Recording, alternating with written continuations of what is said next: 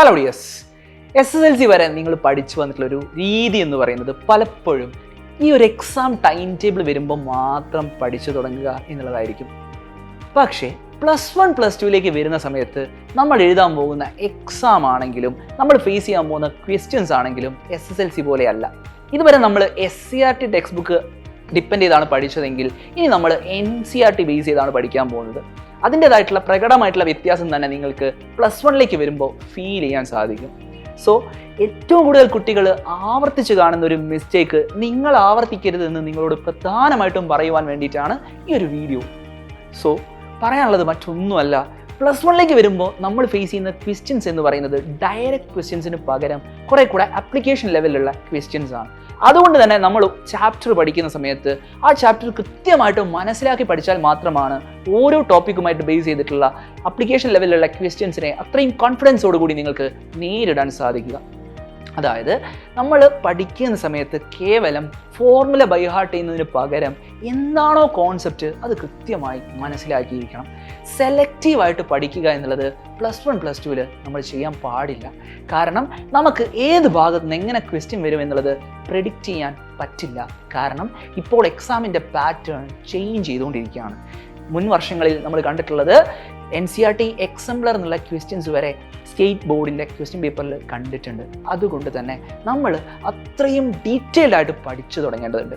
അങ്ങനെ ഡീറ്റെയിൽഡ് ആയിട്ട് നിങ്ങൾ പഠിക്കണമെങ്കിൽ നിങ്ങൾ എക്സാമിൻ്റെ ടൈം ടേബിൾ വരുമ്പോൾ മാത്രം പഠിച്ചാൽ പോരാ. നമ്മൾ ഈ ഒരു അക്കാഡമിക് ഇയർ സ്റ്റാർട്ടിങ് മുതൽ തന്നെ സ്റ്റാർട്ട് ചെയ്യേണ്ടതുണ്ട് നമ്മുടെ പ്രിപ്പറേഷൻ.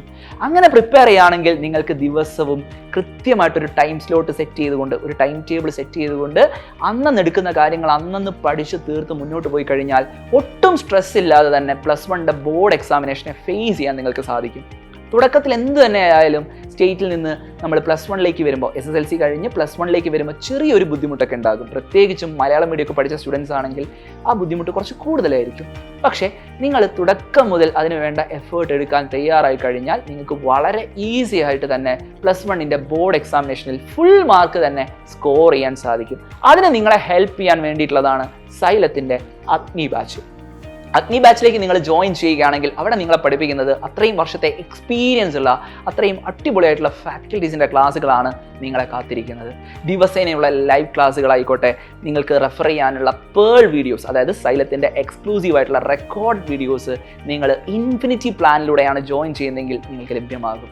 ഓരോ ചാപ്റ്ററിൻ്റെയും ഇൻസ്റ്റാലേണും മൈൻഡ് മാപ്പും ഓരോ ക്ലാസ് കഴിയുമ്പം നിങ്ങൾക്ക് പഠിച്ച കാര്യങ്ങൾ പ്രാക്ടീസ് ചെയ്യാനായിട്ട്, പഠിച്ച ചോദ്യങ്ങൾ അല്ലെങ്കിൽ പഠിച്ച മോഡലിൽ നിന്നുള്ള, പഠിച്ച ടോപ്പിക്കിൽ നിന്നുള്ള ക്വസ്റ്റ്യൻസ് പ്രാക്ടീസ് ചെയ്യാനായിട്ട് ഡെയിലി പ്രാക്ടീസ് പ്രോബ്ലംസും നമ്മൾ പ്രൊവൈഡ് ചെയ്യുന്നതായിരിക്കും.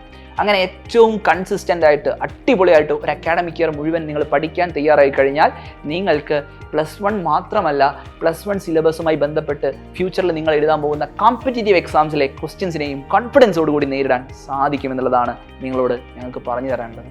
സോ +2 കഴിഞ്ഞ് നിങ്ങൾ എഴുതുന്ന ഏത് മത്സര പരീക്ഷയാണെങ്കിലും അതിൻ്റെ ഒക്കെ ബേസ് എന്ന് പറയുന്നത് +1 +2 ആണ്. സോ +1 +2 ഏറ്റവും അടിപൊളിയായിട്ട് തന്നെ നമുക്ക് പഠിക്കേണ്ടതുണ്ട്.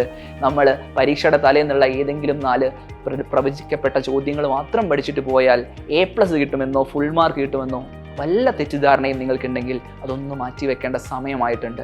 കാരണം +1 NCRT ടെക്സ്റ്റ് ബുക്ക് നിങ്ങൾ നോക്കിക്കഴിഞ്ഞാൽ അത്രയധികം ചോദ്യങ്ങൾ നിങ്ങൾക്ക് കാണാൻ പറ്റും. അതിൽ നിന്ന് ഏത് ചോദ്യം തിരഞ്ഞെടുത്ത് പഠിക്കണം എന്നുള്ളത് നമ്മളുടെ ഒരു പ്രോബബിലിറ്റി ഗെയിമിന് അപ്പുറത്താണെന്ന് മനസ്സിലാക്കിക്കൊണ്ട് മുഴുവൻ പഠിച്ച് പരീക്ഷയെ നേരിടാൻ നിങ്ങൾ തയ്യാറെടുക്കേണ്ടതുണ്ട്. അതിന് നിങ്ങൾക്ക് മുന്നിലുള്ള ഏറ്റവും മികച്ച ഓപ്ഷനായിട്ട് സൈലത്തിൻ്റെ അഗ്നി ബാച്ച് ഇവിടെയുണ്ട്. കഴിഞ്ഞ 5 വർഷങ്ങളായിട്ട് പ്രൂവ് ചെയ്ത റിസൾട്ടുമായിട്ടാണ് ഞങ്ങൾ നിങ്ങളുടെ മുന്നിൽ വന്നിട്ട് നിങ്ങളോട് ജോയിൻ ചെയ്യാൻ പറയുന്നത്. സോ ജോയിൻ ചെയ്യാൻ ആഗ്രഹിക്കുന്ന കുട്ടികളോട് എല്ലാവരോടും പറയാനുള്ളത്, ഇപ്പോൾ തന്നെ നിങ്ങൾക്ക് അഡ്മിഷൻ എടുക്കാൻ സാധിക്കുന്നതാണ്. 995400 എന്ന നമ്പറിലേക്ക് വിളിച്ചുകൊണ്ടും, അതല്ലെങ്കിൽ നിങ്ങൾക്ക് സൈലത്തിൻ്റെ ആപ്പ് ഉപയോഗിച്ച് ഡയറക്റ്റ് ആയിട്ടും അഡ്മിഷൻ എടുക്കാൻ സാധിക്കും. സോ ബാച്ചിൽ കാണാം.